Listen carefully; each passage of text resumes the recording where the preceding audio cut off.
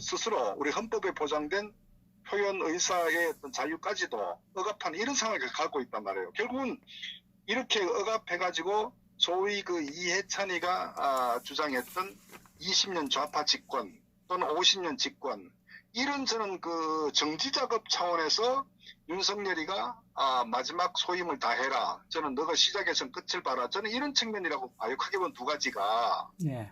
그것이 저는 어떻게 보면 윤석열이라는 어떤 검찰 내 조직 그 체계적 측면 보더라도 사실은 굉장히 파격적이거든. 이게 뭐 한 4단계 이상의 어떤 이런 파격적 인사는 지금까지 검찰 조직 인사에서 있을 수가 없었거든요. 예. 검찰의 어떤 조직이나 위계를 매우 중시하는 집단 아닙니까? 예. 결국은 그런 부분은 통상적으로 이제 이 검찰의 기수가 어떤 파격적으로 인사가 이루어지게 되면 그 윗기수는 당연히 옷을 벗는 게 통상적인 어떤 그 관례였지 않습니까? 그렇기 때문에 저는 이런 여러 가지 검찰 내에서 검찰 길들이기, 검찰 내에서 어떤 이런 좌익들의 어떤 줄을 세우기 위한 좀 여러 가지 포석도 많이 있다. 이렇게 이제 바라보는 거예요. 그래서 사실은 또 어떤 의미에서 보면 좀 실질적인 공수처가 완성된 거는 이렇게도 저는 판단해요. 왜냐면은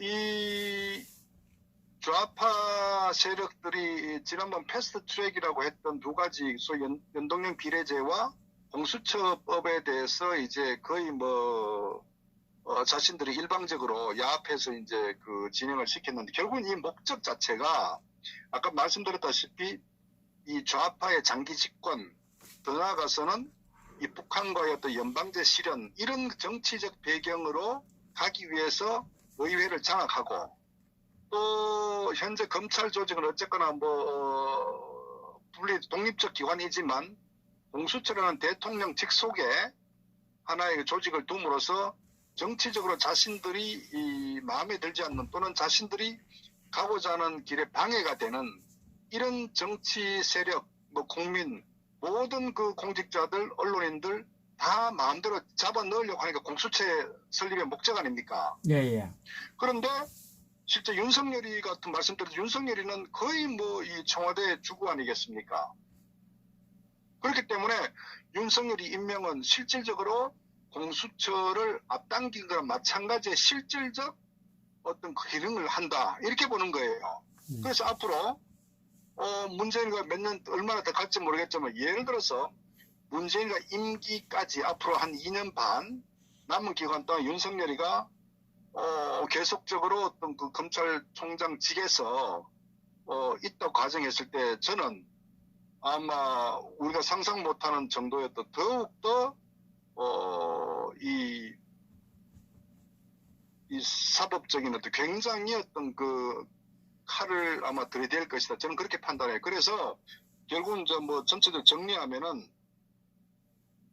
어쨌거나 이 부당한 이 좌파 정권의 정당성 확보를 윤석열 보고 종지부를 찍으라는 측면과 그리고 우파 괴멸에 결국 너가 더욱더 가열차게 어떤 적폐로 규정해서 끝을 봐라. 그러니까 너희가 너 손에 묻은 피로 결국 마지막까지 어떤 피를 묻혀서 종결 지어라. 저는 이런 측면이 아마 상당히 그 깔려 있다 이렇게 봅니다. 그리고 또 한편으로 보면은 어차피 지금 이들은 돌아갈 수가 없어요. 그러니까 어떤 그 자신들의 그 정치적 측면에서도 좌파에게 주어진 마지막 기회다. 그리고 어차피 저들은 무리수를 떠서 어떤 집권을 했기 때문에 그 실체가 밝혀지게 되면은 저들은 생존이 불가하다. 저는 이런 측면도 고려했던 거 아니냐. 그래서 이제는 저들에게는 무조건 앞으로 갈 수밖에 없고 둘 중 하나는 죽어야 된다. 그러니까 좌가 죽든 우가 죽든 그리고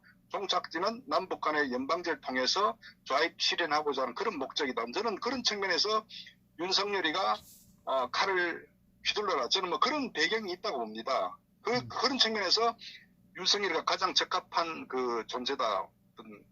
그렇게 저는 어떤 정치적 배경을 갖고 있다. 이렇게 판단할 거예요. 네. 그러니까 결국은 뭐 우리 선배들이 26명인가 있다 그러죠? 뭐 그 정도 되겠죠. 뭐 고검장들 등등해서 각 지역별로 뭐 정확한 숫자는 모르겠지만, 네네. 그 뭐 결국은 검찰의 그 어떤 칼을 마음대로 휘두르겠다는 거 아니겠습니까? 그게 나가게 만들고 그죠? 그러니까 이제 뭐든 무리수를 뜬다는 건요, 그만큼 역설적으로 다급하다는 거거든요. 맞습니다. 예. 그 얘기는 바로 저들의 어떤 음모가 금방 그 뒤에 또 사리고 있다. 이렇게 우리가 어떤 그 판단을 좀 해야 된다. 그 의미를. 저는 그렇게 생각합니다. 그래서 사실은 결국은 윤석열이가 뭐 청문회 하겠지만 그 청문회 요식행위고 그 전혀 관계없이 뭐 일방적으로 당연히 어떤 그 검찰총장으로서 청와대에서는 이제 그 업무를 이제 지시를 하겠죠.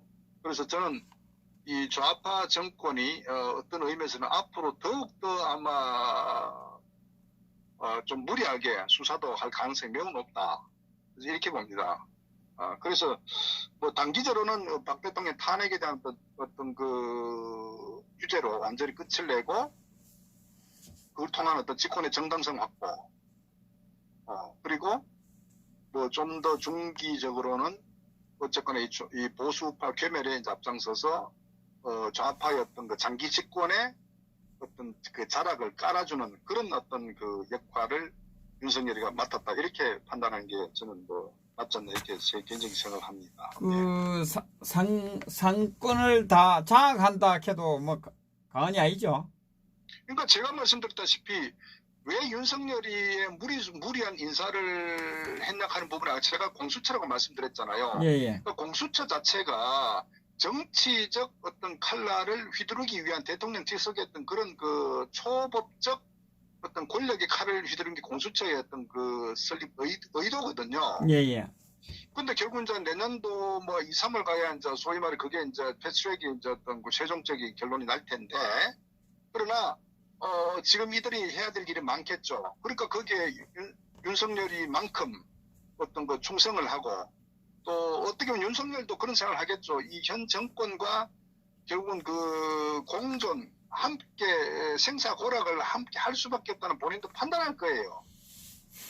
나중에 이 모든 실태 드러났을 때 결국은 박영수나 윤석열이나 거기에 가담했던 어떤 정치 검사들 이 모두 어떤 단죄를 받을 수밖에 없겠고 거기에 또 관련된 정치 세력들도 물론 좌파 세력 탄핵에 앞장섰던 뭐 이런 세력들 전체 다 한꺼번에 같이 이제 뭐 목을 내놔야 될 정도 아니겠습니까? 예. 이들의 어떤 그 현실이 밝혀진다면은.